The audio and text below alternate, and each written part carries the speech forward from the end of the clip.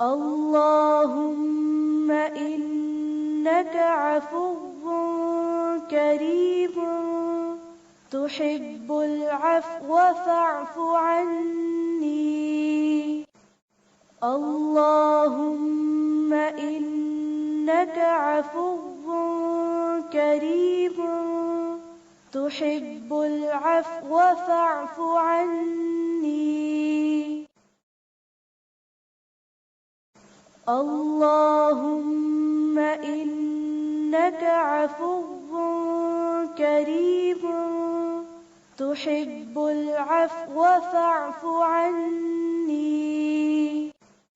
اللهم إنك عفو كريم تحب العفو فاعف عني. اللهم إنك عفو كريم تحب العفو فاعف عني. اللهم إنك عفو كريم تحب العفو فاعف عني. اللهم إنك عفو كريم تحب العفو فاعف عني. اللهم إنك عفو كريم تحب العفو فاعف عني.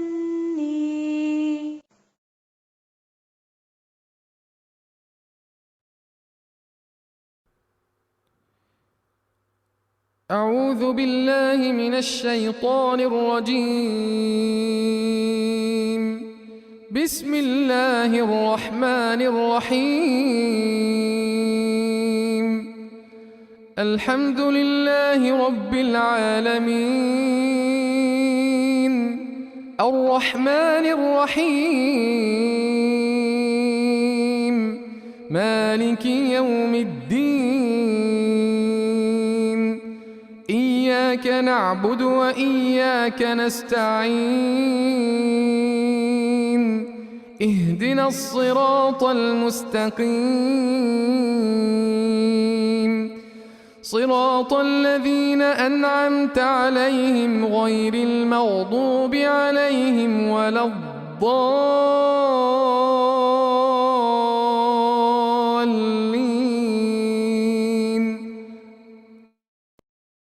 آمین یا رب العالمین.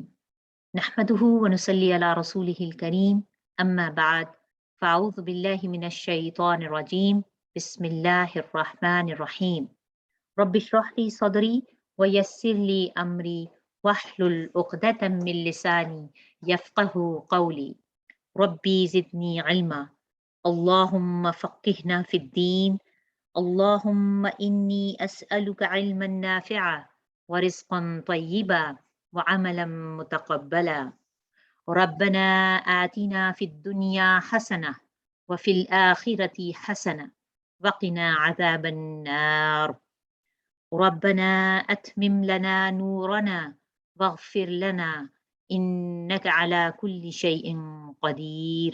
آمین یا رب العالمین. السلام علیکم ورحمۃ اللہ وبرکاتہ. اہلاً و سہلاً مرحبا یا اہل القرآن یا اہل الذکر. کیسے ہیں آپ سب؟ خیریت سے ہیں؟ الحمدللہ میں بھی ٹھیک ہوں. الحمدللہ علی کل حال. دن تیزی سے گزرتے محسوس ہو رہے ہیں. سبحان اللہ، دن اور رات کا پھیر واقعی بہت تیزی سے پھرتا محسوس ہو رہا ہے. آپ سب کو آخری عشرے کی ایک اور بابرکت اور قدر و منزلت والی رات مبارک. صد شکر اس ذات باری تعالیٰ کا جس نے ہمیں ایک اور دن کا روزہ اور ایک اور دن کی عبادت کا موقع دیا. یہ ہماری خوش نصیبی ہے کہ قسمت کو چمکانے، فلاح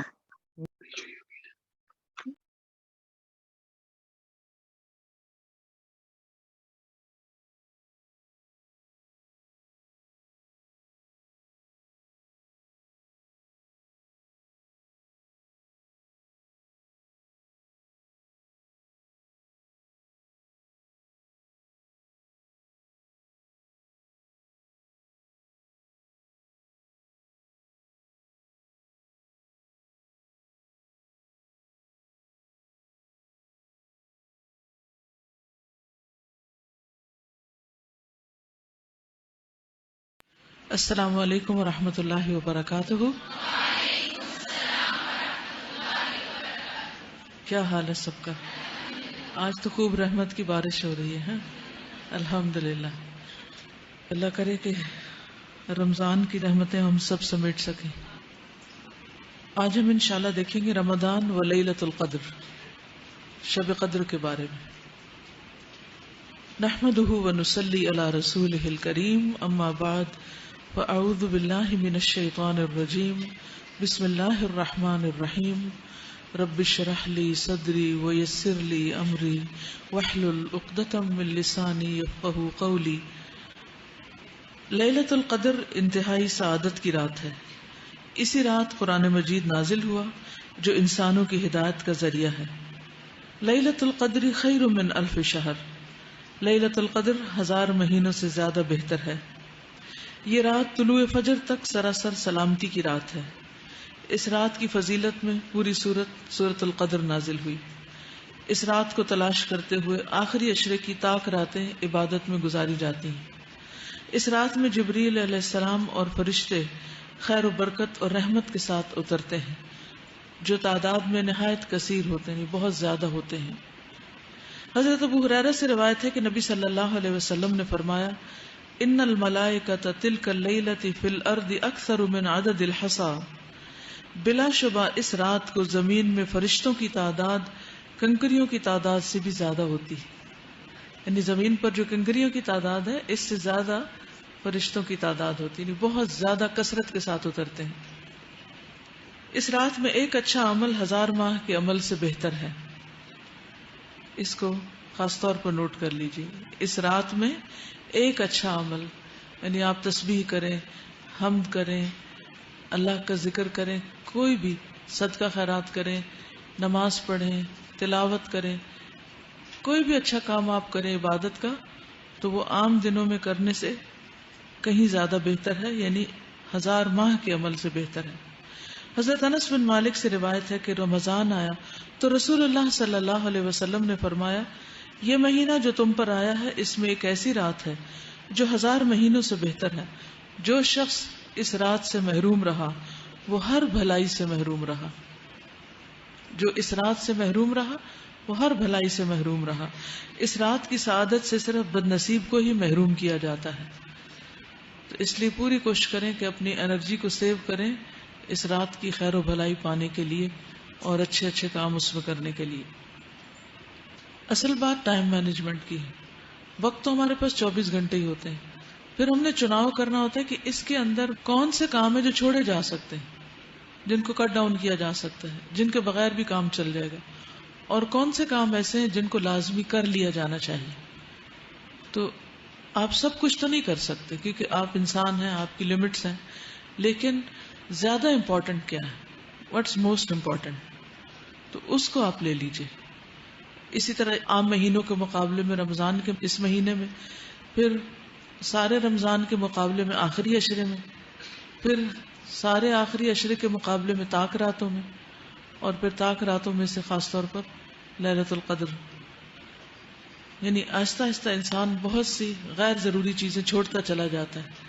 اگر دیکھا جائے تو پورا رمضان ایک ٹریننگ پیریڈ ہے جس میں انسان کو غیر اہم کو چھوڑنے کے لیے ایک تربیت دی جاتی ہے کہ وہ کس طرح اپنی آخرت پر فوکس کر لیں. اب ہم دیکھتے ہیں کہ سارا دن کھائے بغیر بھی گزارا ہو رہا ہے نا، سارا وقت پانی پیے بغیر بھی گزارا ہو رہا ہے، اور بہت زیادہ بہتر فیل کر رہے ہیں پہلے سے. اسی طرح اور کئی کام ہیں جو ہم نہیں کر رہے رمضان کی وجہ سے، تو کام چل رہا ہے. اس کا مطلب یہ ہے کہ بعد میں بھی بہت سی چیزیں جو ہماری زندگی میں اکٹھی ہو گئی ہیں، غیر ضروری جنک قسم کی چیزیں، ان سب کو ہم مائنس کر سکتے ہیں اور کرنا چاہیے. یہی اس مہینے کا مقصد ہے. لیلۃ القدر کی تلاش رمضان کے آخری عشرے کی طاق راتوں میں کرنی چاہیے. حضرت ابن عمر کہتے ہیں کہ رمضان کے آخری عشرے میں شب قدر تلاش کرو، پھر اگر تم میں سے کوئی کمزوری دکھائے یا عاجز ہو جائے تو آخری 7 راتوں میں سستی نہ کرے. ایک ہفتہ جو ہے لاسٹ ویک، اس میں سستی نہ کرے. شب قدر کی راتوں میں قیام کرنا گناہوں کی بخشش کا باعث ہے.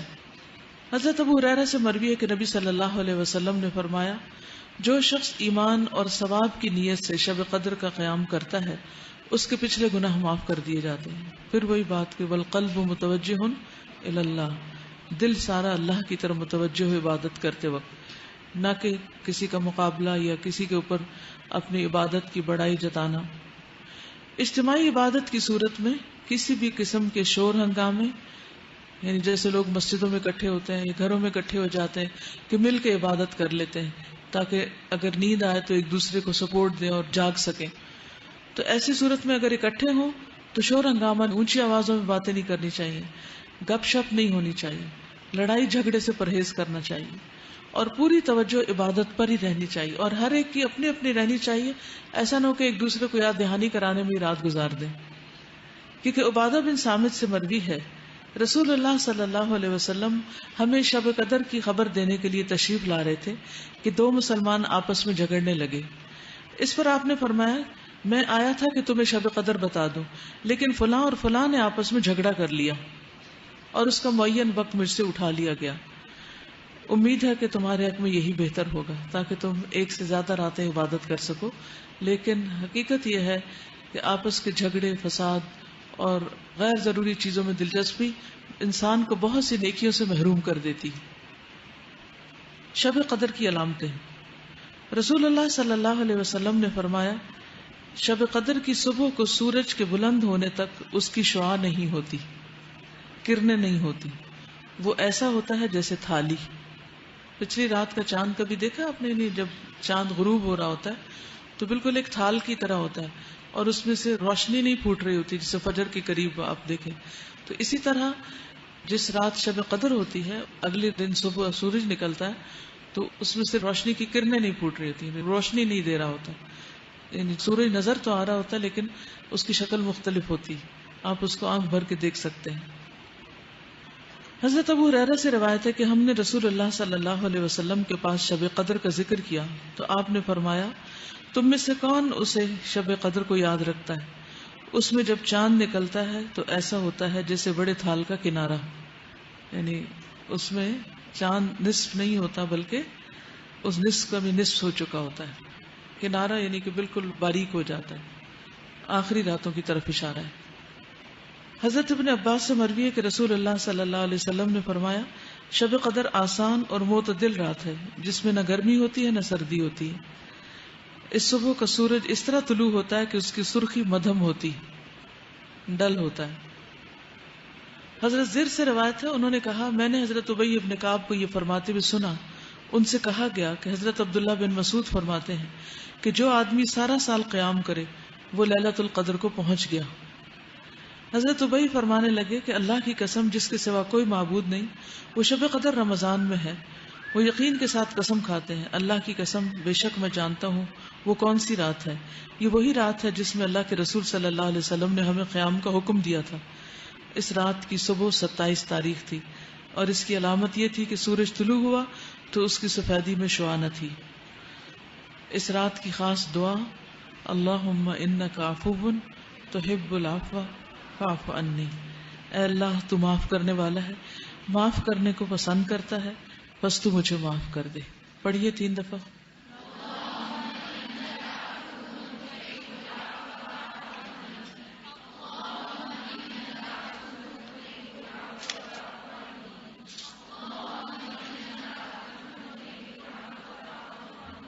ٹھیک.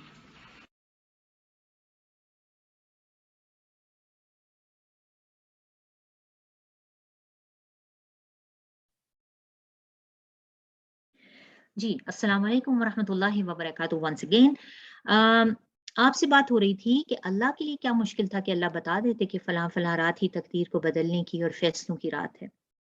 شیخ ابن عثیمین رحمہ اللہ فرماتے ہیں کہ اللہ نے اپنے بندوں پر رحمت کرتے ہوئے انہیں لیلۃ القدر کا علم نہیں دیا تاکہ وہ اس کی تلاش میں زیادہ سے زیادہ نماز، ذکر، دعا اور دیگر نیک اعمال کا اہتمام کریں اور قربت الہی اور ثواب میں زیادہ سے زیادہ ہو جائیں. اور اللہ نے لیلۃ القدر کو اس لیے بھی مخفی رکھا تاکہ وہ اپنے بندوں کا امتحان لے سکے کہ کون اس فضیلت کو پانے کا شوق رکھتا ہے اور کون سستی اور غفلت برتتا ہے. کیونکہ جس شخص کو کسی چیز کا شوق ہو تو وہ اسے پا لینے کی ہر ممکن کوشش کرتا ہے اور اس چیز کے حصول کے لیے تھکاوٹ اس کے لیے کوئی بھی معنی نہیں رکھتی. اسکالرس کا خیال یہ بھی ہے کہ جو تو اس رات کی قدر و منزلت کو جان کر اللہ کے ذکر اور عبادت میں گزارے گا وہ تو عظیم اجر کا مستحق ہوگا، مگر وہ جو اس کی اہمیت اور قدر کو نہ پہچانے اور اسے گناہ میں گزارے، اسے ضائع کر دے، تو پھر اس کا کیا؟ کہ جانتے بوجھتے بھی کہ یہ لیلۃ القدر ہے اور پھر بھی نافرمانی اور گناہ میں اپنی رات گزارے، تو پھر تو یقیناً وہ سنگین سزا کا مستحق ٹھہرے گا۔ تو اللہ کی رحمت کا تقاضا ہی یہی تھا کہ اسے مستور رکھا جائے، تاکہ اگر کوئی بے نصیب بے خبری میں اس رات میں کوئی گناہ کرے بھی صحیح تو اسے ایک عام رات کے گناہ کرنے کے برابر کا کہنا چاہیے کہ اجر ملے، یا اجر تو نہیں ہونا چاہیے، اجر تو بدلہ ملے، میرا خیال ہے یہ زیادہ بہتر ورڈ ہے۔ تو بات یہ ہے کہ لیلۃ القدر کوئی عام رات نہیں بلکہ اپنی اہمیت اور فضیلت کے اعتبار سے یہ ایک بے مثل رات ہے۔ لیلۃ القدر کو جبرائیل علیہ السلام کا فرشتوں کا جم غفیر کے ساتھ آنا، جبرائیل علیہ السلام دا مائٹی اینجل، سو جبرائیل علیہ السلام وہ جن کے 600 پر ہیں اور جن کا ایک پر ہی پورے افق کو بھر دے، تو ذرا سوچے کہ جن کے پروں کے ساتھ پھر کلرڈ پرلز اور جیمز اور روبیز لٹک رہے ہوں، سبحان اللہ، وہ فرشتوں کے ساتھ آتے ہیں، اور فرشتے کنکریوں کی تعداد کے برابر۔ محسوس کرنا ہو تو ذرا باہر جا کر صرف ایک نظر زمین پر ڈالیں اور پھر محسوس کریں کہ کتنے فرشتے اس رات اترتے ہیں، اور پھر وہ ہر اس شخص کو جو کھڑے یا بیٹھے اللہ کا ذکر میں مشغول ہوتا ہے، اس کے لیے وہ دعائے مغفرت اور التجائے رحمت کرتے ہیں، اس سے مصافحہ کرتے ہیں۔ تو ہوگا نا وہ شخص پھر با نصیب، با مراد، بلند اقبال، جو رب کی یاد میں اپنی رات کو گزارے گا، اور اس سے مصافحہ کرنے کے شرف حاصل کرنے کے لیے فرشتے زمین پر، آسمان سے زمین پر آئیں گے۔ سبحان اللہ، اللہم اجعلنا منہم۔ سوچنے کی بات یہ ہے کہ ہم نے کیا کرنا ہے۔ ہمارا کام یہ ہے کہ ہم نے وہ مفید اذکار، مسنون دعائیں اور ایسے پروڈکٹیو کام کرنے ہیں جو کرنے میں نہایت آسان ہو مگر اجر میں حسنات کے پہاڑ کھڑے کر دے۔ ایسے اذکار پڑھنے، یاد کرنے، دہرانے ہیں جو زبان کے لیے تو آسان ہو مگر میزان پر بہت بھاری ہوں، اور جو زندگی بدل دیں، یہاں کی بھی اور وہاں کی بھی۔ کسی شاعر نے بہت خوبصورت بات کہی ہے، عمل سے زندگی بنتی ہے جنت بھی جہنم بھی۔ تو چلیں پھر کسی سے پوچھتے ہیں کہ کم از کم آج کی رات کے لیے کوئی بہترین افضل عمل بتا دے۔ ارے سسٹر افشین، اچھا وہ آپ ہی نظر آ رہے ہیں، تو پلیز آپ ہی تھوڑی سی مدد کر دیں۔ بالکل سسٹر سبھین، اور آج سبحان اللہ آج کا جو عمل ہے وہ بہت ہی مختصر مگر بہت جامع اور بہت فضیلت والا ہے۔ اور اس ذکر کے متعلق، اس افضل عمل کے متعلق ہم سب سے پہلے حدیث پڑھیں گے انشاءاللہ، کہ رسول اللہ صلی اللہ علیہ وسلم نے فرمایا، کیا تم میں سے کوئی اس قابل نہیں کہ ہر روز 1000 فضائل حاصل کرے؟ ان لوگوں میں سے جو وہاں بیٹھے تھے ایک نے پوچھا، ہم میں سے ایک شخص ہر روز 1000 فضائل کیسے حاصل کر سکتا ہے؟ آپ صلی اللہ علیہ وسلم نے فرمایا، تلاوت کرو، سبحان اللہ، اللہ پاک ہے۔ 100 مرتبہ ان کی تلاوت کرنے سے 1000 فضائل قلم بند کر دیے جاتے ہیں اور 1000 برائیاں مٹا دی جاتی ہیں۔ تو سبحان اللہ، آپ دیکھیں اس حدیث سے ہمیں کیا پتہ چلتا ہے کہ نبی صلی اللہ علیہ وسلم نے ہمیں سکھایا کہ کس طرح ہم تھوڑا عمل کر کے بے شمار اجر حاصل کر سکتے ہیں۔ اس سے ایک تو ہم کو اتباع سنت کا ثواب ملے گا، اور دوسرا جب ہم اس کو رمضان کے آخری عشرے کی مبارک رات میں پڑھیں گے تو اس کے اجر کا حساب تو بہت ہی زیادہ ہو جائے گا انشاءاللہ۔ اور اگر آج کی رات شب قدر ہوئی تو اس کے اجر کا اندازہ ہم لگا ہی نہیں سکتے۔ اللہ بے حد مہربان اور غفور و رحیم ہے۔ اللہ نے ہمارے لیے اجر کمانے کے بے شمار خزانے تیار کر رکھے ہیں، بس عمل کرنے کی دیر ہے۔ تو ہمیں ایسے اعمال کرنے میں جلدی اور کثرت کرنی چاہیے تاکہ مختصر وقت میں ڈھیروں نیکیاں کما سکیں اور اپنی برائیوں سے بھی خود کو پاک کروائیں، اور یہی تو ہم چاہتے ہیں۔ اللہ کی دی ہوئی بے حساب نعمتوں کے ملنے پر جہاں ہم کو نہ صرف شکر گزار ہونا چاہیے بلکہ استغفار کی کثرت بھی کرنی چاہیے۔ لیکن ہم کون سا استغفار کریں جس کو کرنے سے اللہ سبحانہ تعالیٰ ہم کو بخش دے اور ہم آخرت میں کامیاب ہو سکیں؟ تو سسٹر سبین، کیا آپ ہمیں بتا سکتی ہیں کہ کوئی ایسا افضل استغفار جو ہماری بخشش کا سبب بن جائے؟ جی بالکل سسٹر افشین، جیسے کہ ہم سب کو معلوم ہے کہ معراج کے موقع پر ملنے والے تحفوں میں سے ایک تحفہ بخشش ہے۔ معراج کے موقع پر جو تحفے رسول اللہ صلی اللہ علیہ وآلہ وسلم کو ملے ان میں 5 نمازیں، سورہ البقرہ کی آخری آیات، اور یہ خوشخبری دی گئی کہ آپ کی امت میں ہر ایسے شخص کو بخش دیا جائے گا جو شرک اور کبیرہ گناہوں سے اجتناب کرے گا۔ اب بخشش کے لیے ہمیں اللہ کے نبی صلی اللہ علیہ وآلہ وسلم نے کافی ساری دعائیں سکھائی ہیں۔ ان میں سب سے افضل کلمات یہی سید الاستغفار ہے، جس کے پڑھنے پر جنت کی خوشخبری دی گئی ہے، اور اس کے علاوہ بھی استغفار کے بے انتہا فوائد ہیں۔ استغفار کرنے سے حکم الہی کی تعمیل ہوتی ہے، استغفار کرنے سے رزق میسر آتا ہے، اس میں اضافہ ہوتا ہے، استغفار کرنے سے گناہ معاف ہوتے ہیں، خطائیں مٹتی ہیں، استغفار کرنے کے بعد آدمی کے درجات کی بلندی کا باعث ہوتا ہے، استغفار کرنے سے بلائیں ٹلتی ہیں، اور استغفار کرنے سے دل کی پاکیزگی حاصل ہوتی ہے، اور استغفار کرنے سے بے اولادوں کو اولاد ملتی ہے، اور استغفار کرنے سے صحت اور تندرستی بھی قائم رہتی ہے۔ پھر اسی طرح آپ کو معلوم ہے حضرت قتادہ رحمہ اللہ نے فرمایا، یہ قرآن تمہیں تمہاری بیماری اور اس کے علاج سے آگاہ کرتا ہے۔ تمہاری بیماری تو گناہ ہیں اور ان کا علاج استغفار ہے۔ اور ساتھ ہی ابو حضرت عمر رضی اللہ تعالیٰ عنہ نے ایک مرتبہ نماز استسقاء کے لیے لوگوں کو جمع کیا، لیکن منبر پر استغفار کر کے اتر گئے۔ لوگوں نے پوچھا تو کہا، میں نے بارش کو بارش کے ان راستوں سے طلب کیا ہے جس سے بارش ہوتی ہے، اور وہ ہے استغفار۔ تو چلیے آئیے ہم بھی استغفار پڑھتے ہیں اور بخشش مانگتے ہیں۔ حضرت شاداد بن اوس رضی اللہ تعالیٰ عنہ سے روایت ہے کہ نبی کریم صلی اللہ علیہ وآلہ وسلم نے فرمایا، سب سے عمدہ استغفار یہ ہے، اللہم انت ربی لا الہ الا انت خلقتنی وانا عبدک وانا علی عہدک ووعدک ما استطعت اعوذ بک من شر ما صنعت ابوء لک بنعمتک علی وابوء بذنبی فاغفر لی انہ لا یغفر الذنوب الا انت۔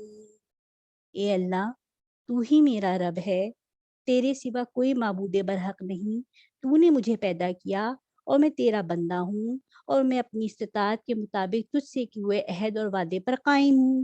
میں تیری پناہ چاہتا ہوں ہر اس برائی سے جو میں نے کی۔ میں اپنے اوپر تیری عطا کردہ نعمتوں کا اعتراف کرتا ہوں اور اپنے گناہ کا اعتراف کرتا ہوں، پس مجھے بخش دیں، یقیناً تیرے سوا کوئی گناہوں کو بخش نہیں سکتا۔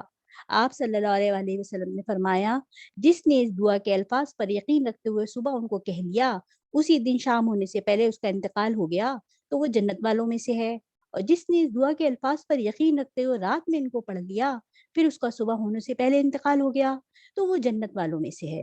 سبحان اللہ، کتنا بہترین استغفار ہے۔ اور ساتھ ہی اللہ سبحانہ و تعالیٰ نے ہمیں عبادات کے لیے پیدا کیا ہے، اور عبادات میں سب سے اہم نماز ہے، تو نماز قائم کرنے میں ان کے ارکان، واجبات اور مستحبات کا خیال رکھنا بھی ضروری ہے۔ نبی صلی اللہ علیہ وآلہ وسلم نے فرمایا، نماز 3 حصوں پر مشتمل ہے، 1/3 حصہ طہارت ہے، 1/3 حصہ رکوع ہے، اور 1/3 حصہ سجدہ ہے۔ تو جس نے اس کو اس کے حق کے ساتھ ادا کیا اس کی نماز بھی قبول کی جائے گی اور بقیہ اعمال بھی، اور جس کی نماز رد کر دی گئی اس کے باقی اعمال بھی رد کر دیے جائیں گے۔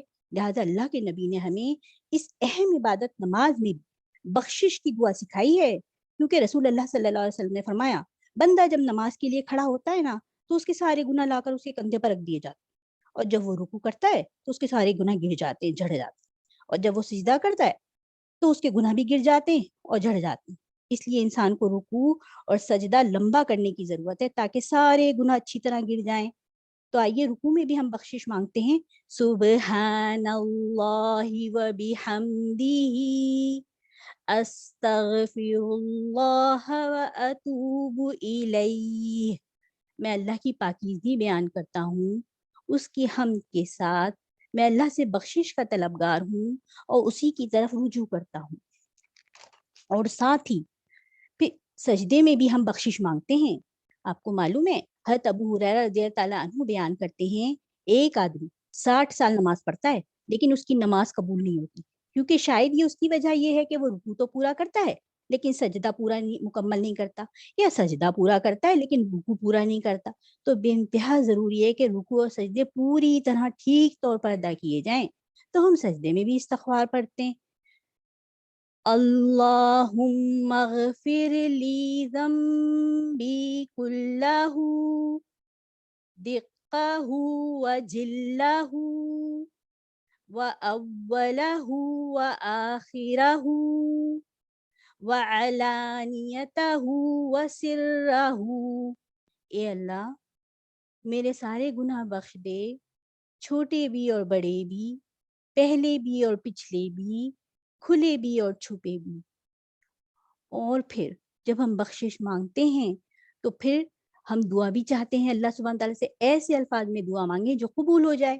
تو دعا کے آداب میں سے یہ ہے کہ اگر دعا مانگنے سے پہلے اللہ تعالیٰ کی حمد اور تعریف کی جائے تو یہ چیز اللہ تعالیٰ کی رحمت کو جوش میں لانے کا ذریعہ بنتی ہے اور دعا کی قبولیت کا بھی. اور ایک بندہ مومن کے دل کے اندر اللہ سبحانہ تعالیٰ کی محبت کی عظمت کے جو کلمات ہیں یہ کلمات اس کی عکاسی کرتے ہیں. اور آپ کو معلوم ہے حضرت جویریہ رضی اللہ تعالیٰ عنہا سے روایت ہے کہ جب نبی کریم صلی اللہ علیہ وآلہ وسلم فجر کی نماز کے بعد صبح سویرے ان کے پاس سے نکلے، وہ اپنی نماز کے لیے جگہ پر تھی. چاشت کے وقت جب آپ صلی اللہ علیہ وآلہ وسلم لوٹے تو دیکھا کہ وہ وہیں بیٹھی ہیں. آپ صلی اللہ علیہ وآلہ وسلم نے فرمایا تم اسی حال میں رہیں جب سے میں نے تم کو چھوڑا؟ حضرت جویریہ رضی اللہ تعالیٰ عنہا نے کہا جی ہاں، نبی صلی اللہ علیہ وآلہ وسلم نے فرمایا میں نے تمہارے بعد 4 کلمے 3 بار کہے، اگر وہ ان کلمات کے ساتھ تولے جائیں جو آج تم نے اب تک کہے ہیں تو وہ بھاری ہوں گے. سبحان اللہ، کتنے وزنی کلمات ہیں. وہ کیا کلمات ہیں؟ سبحان اللہ و بحمدہ عدد خلقہ ورضا نفسہ وزینت عرشہ ومداد کلماتہ. سبحان اللہ و بحمدہ عدد خلقہ ورضا نفسہ وزینت عرشہ ومداد کلماتہ. سبحان اللہ و بحمدہ عدد خلقہ ورضا نفسہ وزینت عرشہ ومداد کلماتہ. پاک ہے اللہ اور اس کی تعریف ہے اس کی مخلوق کی تعداد کے برابر، اس کی ذات کی رضا کے برابر، اس کے عرش کے وزن اور اس کے کلمات کی سیاہی کے برابر. الحمدللہ.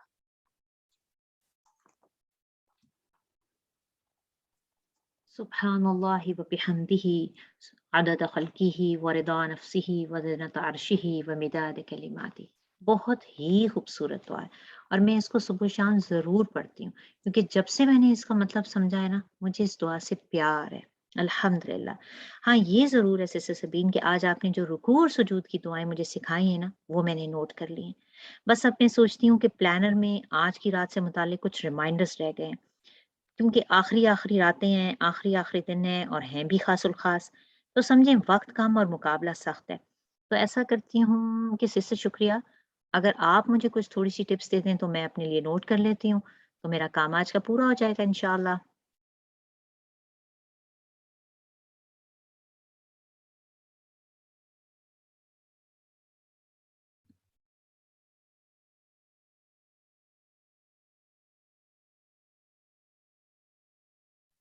سسٹر شکریہ. السلام علیکم ورحمۃ اللہ. وعلیکم السلام ورحمۃ اللہ. سوری میرا مائک جو ہے نا اصل میں یہ تھوڑا سا ٹربل کرے، کوئی نہیں. بسم اللہ. جی جزاک اللہ خیر سسٹر سبین، بہت اچھا لگا جو کچھ بھی آج سسٹرز نے بتایا. رکوع اور سجدے کی دعا اسپیشلی افضل عمل کے بارے میں جان کر مجھے بہت فائدہ ہوا. इसी तरह कल रात भी मैंने अपनी डायरी में डेली प्लानर को नोट कर लिया था और अल्हम्दुलिल्लाह उससे फ़ायदा भी बहुत हुआ था, क्योंकि सुब्हान अल्लाहिल अज़ीम व बिहम्दिही ज़बान पर बड़ा ही आसान है, लेकिन इस तरह करने से जन्नत में खजूर के दरख्त लग जाते हैं, जो कि मैं कल रात से लगा रही हूँ। सुब्हान अल्लाह। मुझे उम्मीद है कि आप सब ने भी जन्नत में अपने लिए बहुत सारे दरख्त लगाए होंगे। तो इंशाअल्लाह आज की रात का चेक लिस्ट देखते हैं कि आज हम कौन-कौन से अमाल करें और अपने अमाल नामे में मज़ीद हसनात का इज़ाफ़ा करें और हम आज की रात को भी खूबसूरत और फ़ायदेमंद बनाएँ। तो चलिए इसके बारे में सिस्टर रिफ़त से पूछते हैं। जी सिस्टर रिफ़त, आप इसके बारे में हमें कुछ बता सकती हैं? थोड़े टाइम में हम ज़्यादा से ज़्यादा नेकियाँ किस तरह से कमा सकते हैं? प्लीज़। जी ज़रूर सिस्टर शुक्रिया जी। आज हम शुक्र के बारे में थोड़ी सी बात करते हैं कि शुक्र इस बात पर कि अल्लाह सुब्हानहू व तआला ने आज की रात हमें नसीब फरमाई। शुक्र उसका दिल, ज़ुबान और अमल से। दिल से शुक्र करते हुए और ज़ुबान से उसकी नेमतों का एतराफ़ करते हुए उसके आगे झुक जाएं। रसूल अल्लाह सल्लल्लाहु अलैहि वसल्लम ने हज़रत मुआज़ रज़ियल्लाहु अन्हु से फरमाया कि ए मुआज़, मुझे तुमसे मोहब्बत है, तुम ये कहा करो, अल्लाहुम्मा अइन्नी अला ज़िक्रिका व शुक्रिका व हुस्नि इबादतिक। ए अल्लाह, मुझे अपना ज़िक्र और शुक्र और अच्छी इबादत करने की तौफीक अता फरमा।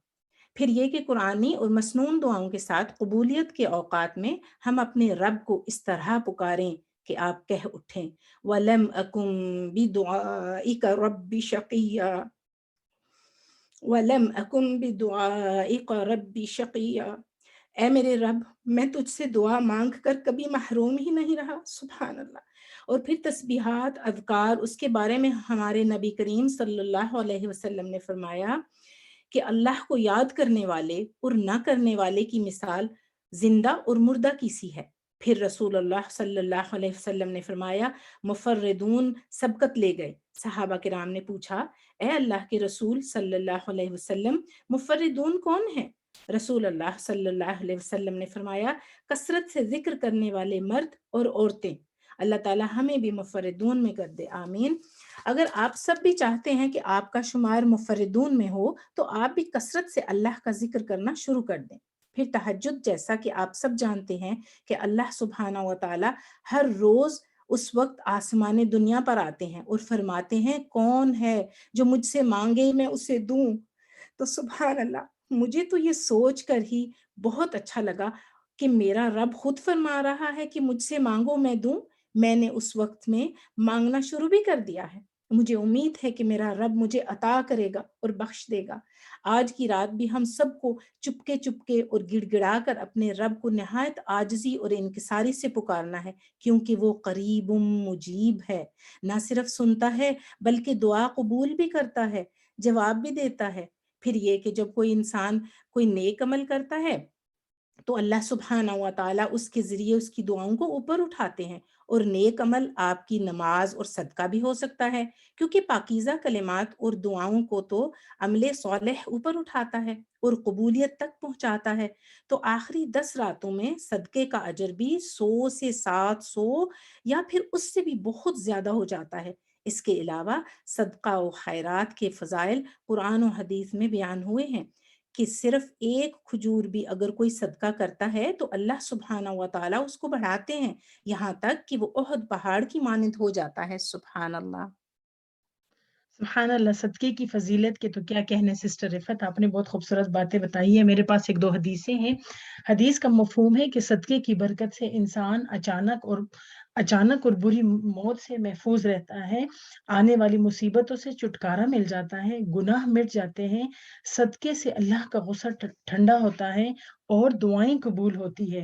अगर हम चाहते हैं, और यकीनन हम सब चाहते हैं कि हमारी सारी दुआएँ कबूल हों, तो खूब-खूब सदका करें और अपनी सारी दुआएँ अमले सालेह यानी सदका देकर माँगे। इंशाअल्लाह आपकी सारी दुआएँ शर्फ़ कबूलियत पाएँगी।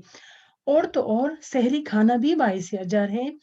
हदीस है, حضرت انس رضی اللہ تعالیٰ عنہ کہتے ہیں کہ رسول اللہ صلی اللہ علیہ وسلم نے فرمایا سحری کھاؤ کیونکہ سحری کھانے میں برکت ہے۔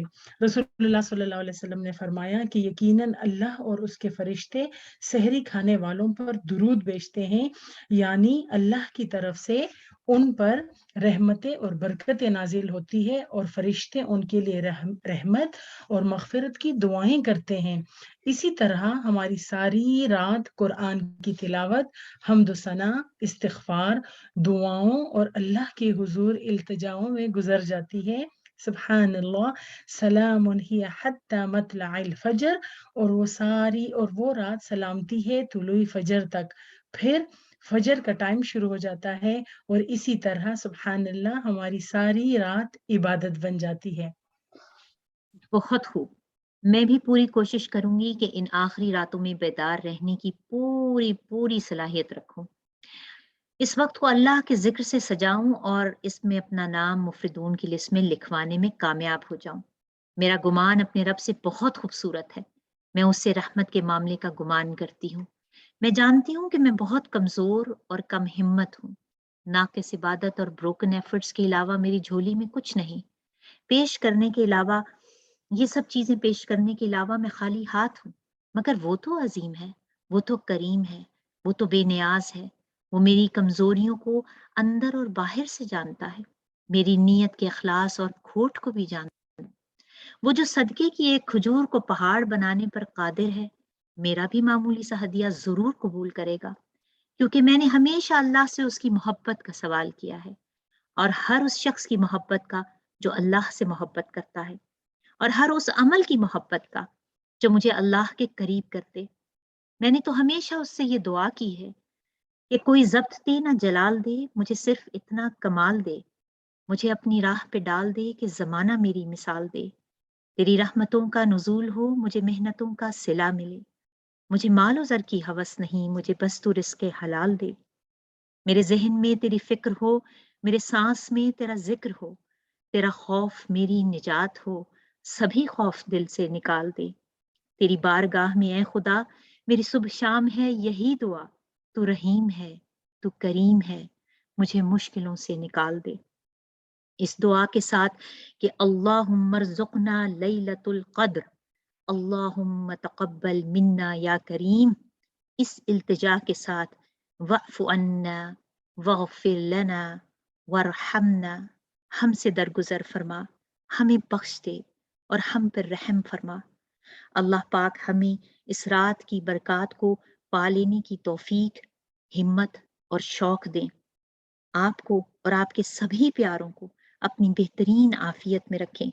ربنا تقبل منا انك انت السميع العليم وتب علينا انك انت التواب الرحيم سبحانك اللهم وبحمدك نشهد ان لا اله الا انت ونستغفرك ونتوب اليك۔ السلام علیکم ورحمۃ اللہ وبرکاتہ۔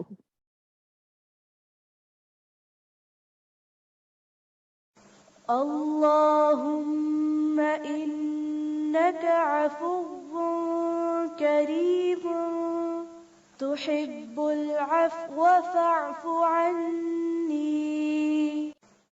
اللهم إنك عفو كريم تحب العفو فاعف عني.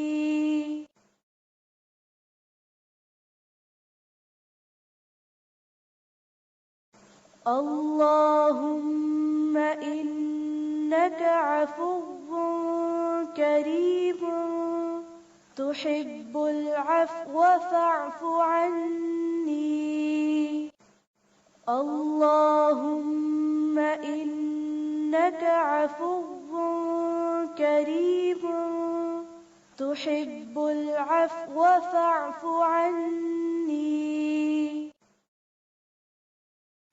اللهم إنك عفو كريم تحب العفو فاعف عني.